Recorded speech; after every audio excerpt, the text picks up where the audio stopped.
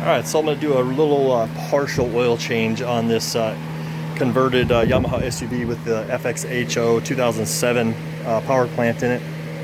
What we're going to use is a K&N, a KN30, correction, 204. Come on, focus. There you go. A K&N 204 filter.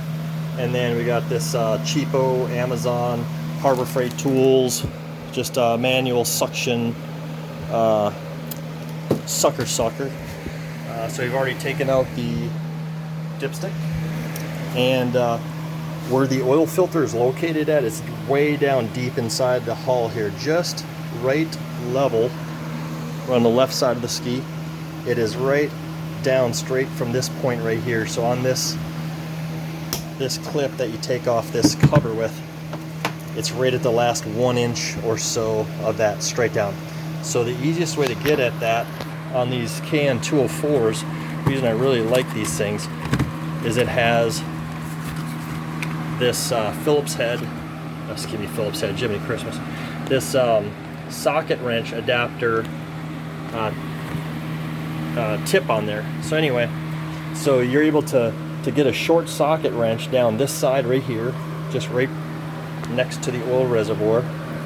Your hand should be able to work right down through here and then to the left, and you're going to be able to get your socket wrench.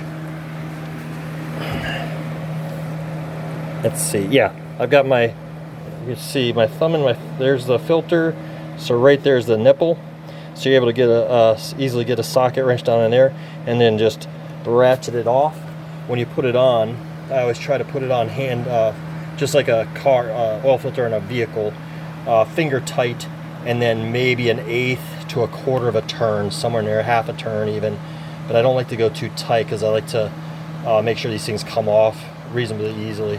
A good idea is to also, before you take this filter off, there is going to still be oil spilling out of here, so work like a diaper, doggy diaper, a bunch of paper towels, newspaper, whatever you can, around the bottom. Just like stuff them in around that area down there, so when you take that guy off, you're able to actually not pour oil all over the inside of your hull. Alright, so we got our suction end in here. I put a little diaper down into the footwell so I don't get any oil on the blue traction mats that are down in there. And I got my oil reservoir. Much easier to do this with two hands. Yeah, I'm going to have to abandon this video, but that is the gist of it. I'm not going to be able to do this without spilling oil all over the place. So anyways, you suction a little bit of oil out of there, as much as you can out of that reservoir, and then fill it back up, and I'll show you that. Alright, so then when we're refilling, I like to put a level on this thing. Make sure you use the nose wheel and level it out really good.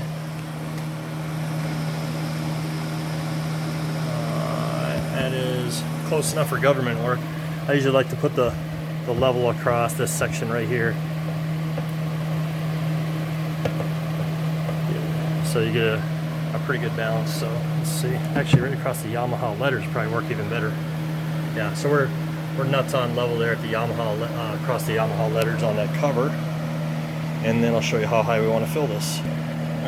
Alright, so here's the important part. Where I like to be with a cold motor, and this motor is completely cold right now, when you do this oil change, I like to be just at, or just slightly, maybe about 1/4 inch above the low level line on this thing. So there, so it's just a little bit above that, maybe about I guess about 1/2 inch above the low line, giving it a lot further till it gets to the F on the full line there, because this is a dry sump operation on this motor. You can even be a little bit lower than that if you want to, but that's just fine right there. So your oil is supposed to be checked with a warm motor on a level surface. So ideally, when you're idling for a while and floating on the water is a really good time to check this, which is really stupid by design, if you ask me. You can just run this thing on a garden hose, run it for a good a good 10-15 minutes at least before you check that oil level intermittently, make sure it's not getting low. You're going to get a low oil alarm anyway if it gets a little bit low and you're not running it at mega RPMs and getting it hot. So it's not really imperative. However, if you're going to just check your oil level on a garden hose, make sure and run it for a good 10 to 15 minutes at least. And you don't want to have it too high. Basically, what it's going to do, as soon as you start it up, it's going to take all that oil that's sitting down in the pan right now, and it's going to pull it up into this reservoir also.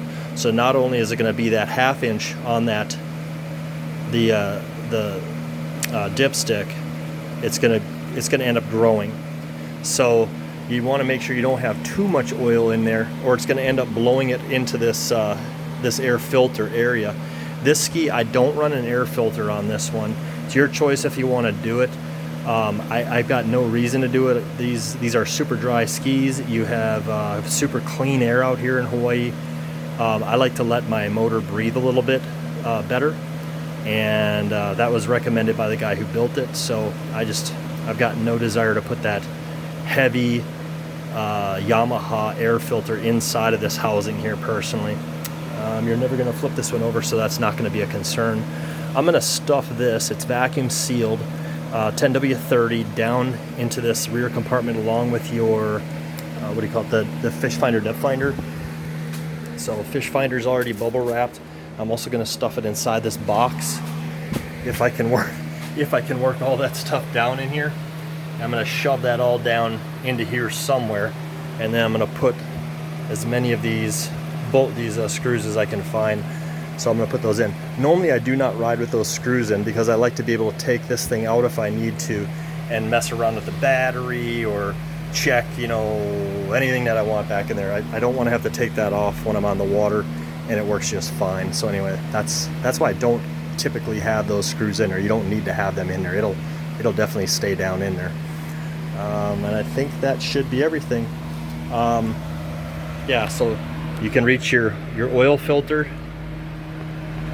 If you're down here with your arm, reach it around, it's going to be straight down from there.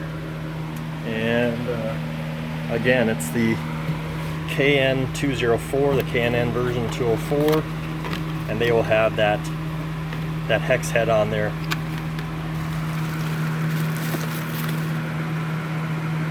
For your socket, so it's nice and easy to take on and off.